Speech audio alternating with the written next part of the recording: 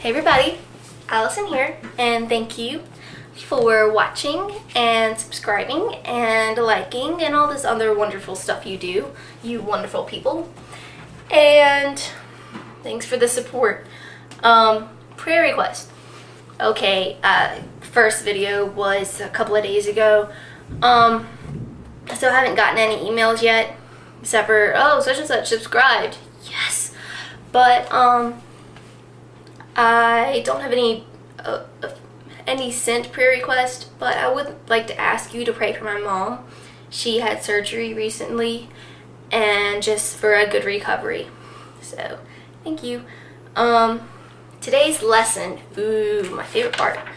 Okay, Life's Instruction, Emanuel. Interesting title, I know.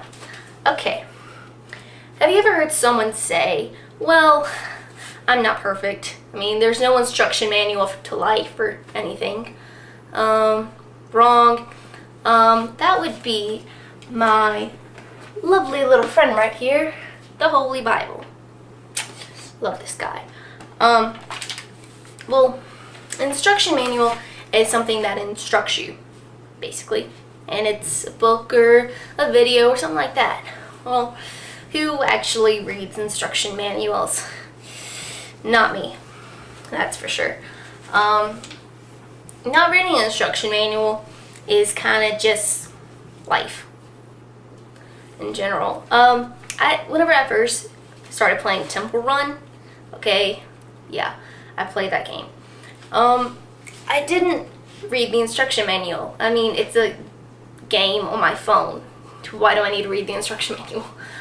But, it might have actually helped to read it whenever I accidentally jumped into a tree instead of slid underneath it. Or something like that. So, learn from your mistakes. Ugh. Next, I also, whenever I first got my iPod, my home button wasn't working very well. So, I had a friend notice that, and she told me, hey, if you go to settings and do this and that, then you can use the home button without actually using the home button. And I didn't know that because, well, I didn't read the instruction manual or the clip notes or whatever. Well, see this thing right here, I've been reading more of. Now I've been learning. See? In John 1:1, John 1:1 says, in the beginning was the Word. Here you go. And the Word was with God. And the Word was God. So, okay. In the beginning was the Word. And the Word was with God. And the Word was God. So God's Word is this little book right here. And inside of the book, there's a lot of stories. But preferably, my favorite is the story of a perfect man. His name was Jesus. And his life is told from 4 different perspectives of Matthew, Mark, Luke, and John. Now, some of them traveled with him, others just knew him, were acquaintances.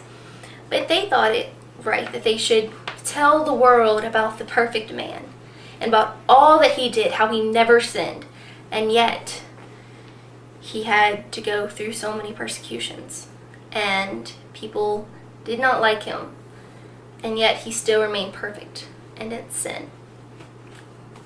Now you think he's perfect. I can't do that. Well, if you read this and try and follow it like he did, then you can be. You can't be exactly perfect, and you can't exactly perform the miracles and everything that Jesus did, but through the power of God, he can help you. And he says, you shall lay hands on the sick and they shall be better. But that's by you laying hands on them and praying. It's all in here.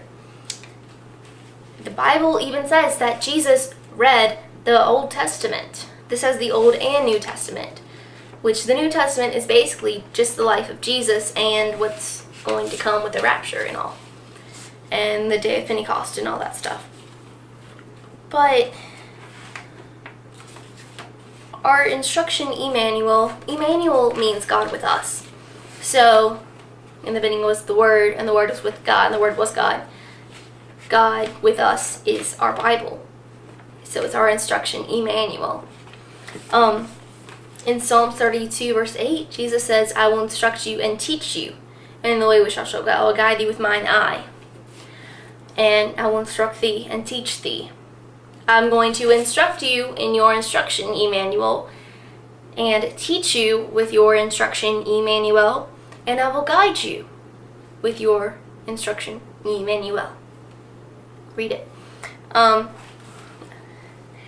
So we may not go through all the things that the perfect man did. We may not have a sword thrust into our side, be whipped multiple times, be put on a cross and nails in our hands. No. I mean, it's possible, but I highly doubt it. And then a crown of thorns thrust on top of your head and people yelling and mocking you. Now, it may not be that severe, but there's bullies in the world. I mean, that's a fact. But the Bible teaches us that whenever all that happened to Jesus, he simply prayed to God, please forgive them, for they don't know what they do. This world is full of all kinds of crazy things. But if we just read our instruction manual, we will know how to deal with them and how a perfect man did. There's so many different stories in here. It's wonderful. Like, not only stories, but Proverbs. One that I like. Proverbs 5, verse 1. My son, attend unto my wisdom, and bow thine ear to my understanding. My son. Okay, this is obviously a dad telling his little boy, listen to me, I'm smarter than you, I'm older than you, and I've been through this. Ever had your parents tell you that? Kind of rings a bell to me. And pardon the pun. But it's more than just a book, see? Because people think of it, oh, well, it's the Christian book. That's what the Bible is. But it's our book of life, the book to life, our instruction manual to life. And through it, we can learn so much. One of our friends stab us in the back. Whenever people mock us for our religious beliefs, it just tells us to forgive them and to love them. Now, it may sound weird, loving your enemies, but first of all, the commandments is love thy neighbor as thyself. And if you don't follow that, then you can just throw this out the window, which I don't suggest, okay? I suggest reading this and cherishing it. Every night, I sleep with my Bible next to me, okay? You may think this sounds weird. Yes, when I was younger, I did sleep with a teddy bear. But now I sleep with this.